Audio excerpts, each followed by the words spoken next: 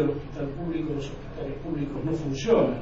o si no tenemos los más elementales fondos para la provisión de los más elementales servicios sociales, el agua, la cloaca. Por lo tanto, detrás de un desfinanciamiento provincial, ninguna duda que está la ruptura de la posibilidad de usar un Estado eficaz, eficiente, inteligente, activo, que pueda resolver los problemas más elementales que van a formar parte de eso que hay que saldar cuando se habla de la deuda social. Nadie va a dudar que también deberá estar integrando esa agenda productiva. Bueno, es posible pensar en una agenda productiva basada en los conceptos más elementales de eficiencia económica, con provincias que, desesperadas por poder resolver sus problemas de financiamiento, fijan impuestos sobre impuestos porque no tienen más remedio. Lo decía Nieto en uno de sus cuadros y lo anoté, yo no tenía el dato. 56% alguna de las provincias, no lo tenía porque no se lo robé a usted, porque vos me dijiste se lo robaste. 56% de las provincias tienen que ir con impuestos propios cuando otras solo lo hacen 5%. Lo hemos visto estos días en la provincia de Buenos Aires, y yo no lo digo con un sentido crítico, porque al contrario, me pongo del lado de quien tiene que tomar la decisión y entiendo la desesperación de no poder pagar los sueldos el día de mañana.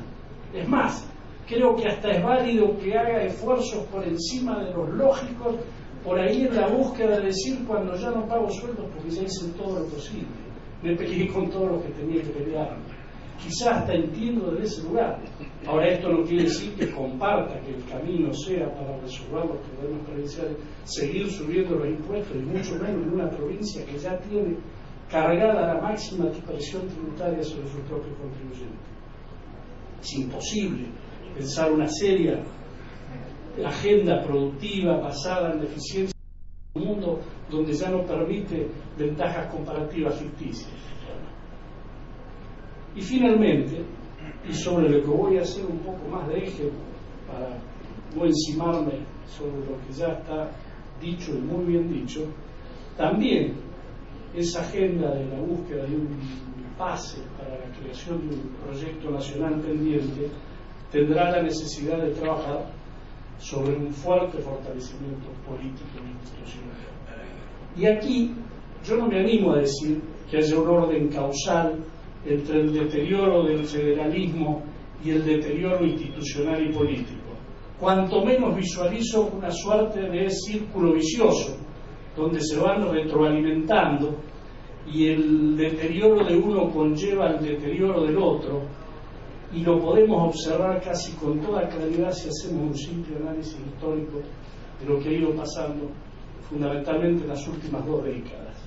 Es más, ya hoy el sistema federal no solo está deteriorado respecto de las bases de nuestra organización que establece la Constitución, lo está el sistema representativo, lo está el sistema republicano,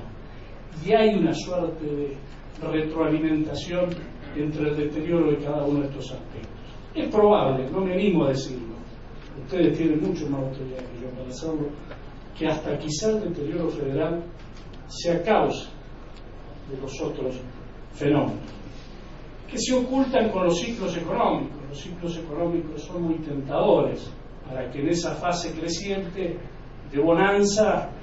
parezca que las otras cosas están más resueltas y hasta parezca que son más irrelevantes. Creo que en una fuerza brutal se lo vio en el 2001. La crisis del 2001, el estallido del 2001 no fue solo económico ni fue solo fiscal,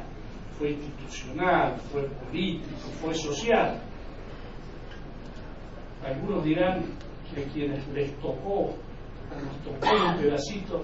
acertamos demasiado rápido, el rebote fue demasiado veloz y demasiado sostenido, y esa economía que entró a crecer tan rápido como que le puso un manto arriba a los otros aspectos de la crisis institucionales y políticos, y parecía que solo se habían resuelto, faltó que se sacudiera un poquito la rama de la economía para que se pudiéramos apreciar de que están ahí, allí, tan arriba en la superficie y quizá peor de lo que estaban en aquel momento. apenas un poco de historia, porque acá mucho se ha dicho respecto de cómo evolucionó la coparticipación. Voy a tirar 2 o 3 números. No comparo la etapa, Mario lo hizo y explicó las razones. De la primera etapa, la que inclusive me tocó y fue artística de todo esto, que fue la primera etapa de la recuperación de la democracia, porque la destrucción de la reforma tributaria de los 80 volteó aquella ley que quizás ha sido de las mejores en términos técnicos, que era la del año 73. Y hubo un periodo de tiempo de acuerdos transitorios, y a pesar de eso, allí sí se tuvo la fortaleza de generar, sobre el final de la década ya de los 80, la 23.548, que llena de parche por todos lados, que con ese laberinto, como definen los teóricos del federalismo fiscal, hoy tenemos, pero que de última están apoyadas sobre esa base de la ley que tenía también como base la anterior, que había sido liberada. Fue un periodo de transición en aspecto federal, a pesar de haber sido un periodo tan rico en términos institucionales y políticos, y esa transición se vio inclusive también dificultada por la hiperinflación 89-90.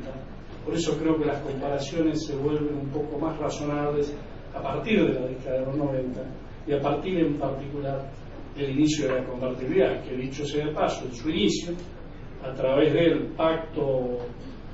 Federal para el Empleo, la Producción y el Crecimiento y la transferencia de servicios,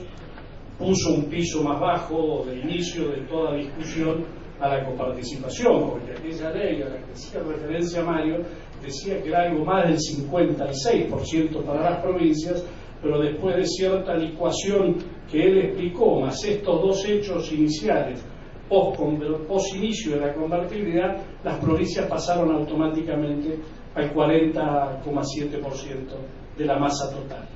De todas maneras, si uno analiza la composición del gasto nacional con la composición del gasto provincial, no es tan mal punto de partida, y mucho más si lo analizamos a la luz de la realidad.